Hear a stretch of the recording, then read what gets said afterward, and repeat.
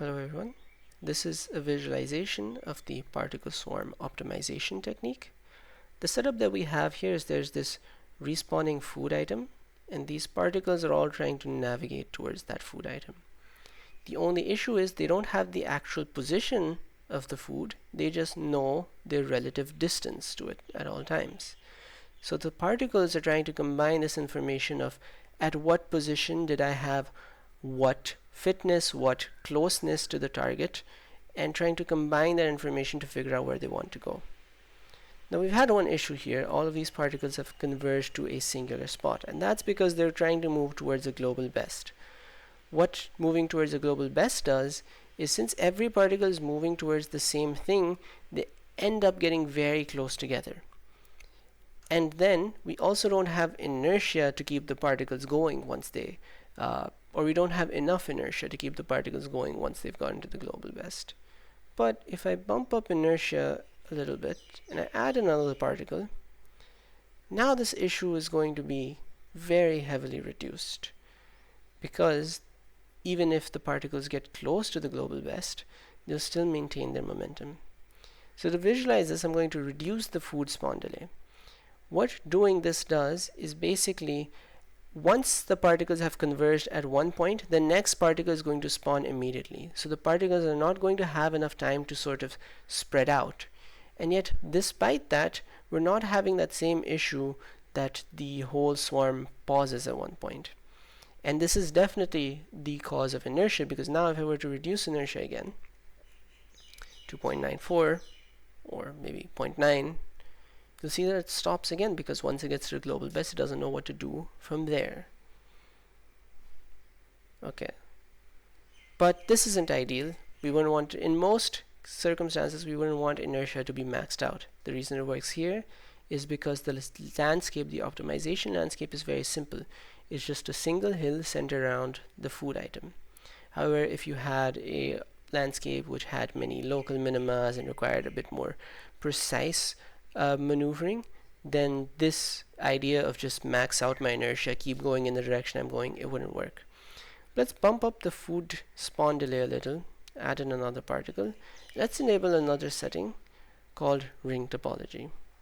Let's add in a few particles actually to get out of this mess.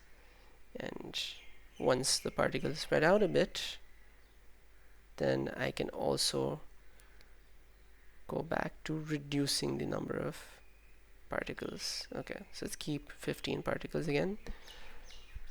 So what the ring topology does is, initially each particle was only considering the global best and their personal best to move, but now they'll even consider their local best, which means that each particle is connected to two others, and specifically like this. This forms a ring in a sense, and they consider what is the best among my neighbors, and they also try to prioritize that. So these are the local best, these smaller green dots. The reason this helps is, now each set of particles, sure, they all share that same global best, but the local best is different, and this leads to variations in movements which can prevent the particles from all clumping up.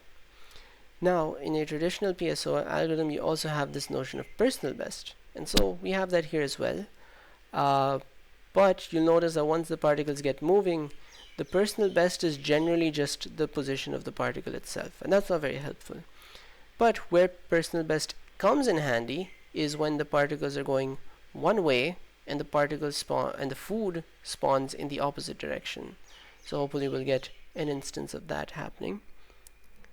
But otherwise, in this setup, the landscape is a bit too simple for personal best to be very clear. Nonetheless, it's important to visualize. We can also modify our parameters, so let's try to increase the priority I give to my local best so that my swarm spreads out even more. And maybe I can even reduce the food spawn delay and it might still manage to survive. So they do tend to clump up still, but it does seem to be performing better than just having global best. If I reduce the weightage of my local best and maybe bump up for global best, then they're going to clump up a lot and they're probably going to get stuck. Now what would happen if I just increased one and without decreasing the other? And what that effectively does is it increases the overall velocity that particle will take. And that's good, but there's a limit on the velocity that's been set. And there's a good reason why we do this, because we don't want our particle to accelerate too fast that it's skipping over everything. And for the sake of the visualization, it just makes it easier to follow along if the velocity is capped at some point. Another important thing is this measurement of consumption times. Right now it's taking about 3 seconds for my particle swarm to get to the food item. Changing various settings can affect that. So one thing that helps is the ring topology. Just enabling that probably has helped. But another thing that helps is increasing the number of particles that are exploring the region. So right now we have a spawn delay, we have a consumption time of 2 seconds, 1.8 seconds to 2 seconds. If I double the number of particles, then we'll see that this is reducing rapidly. It's getting closer to 1 second.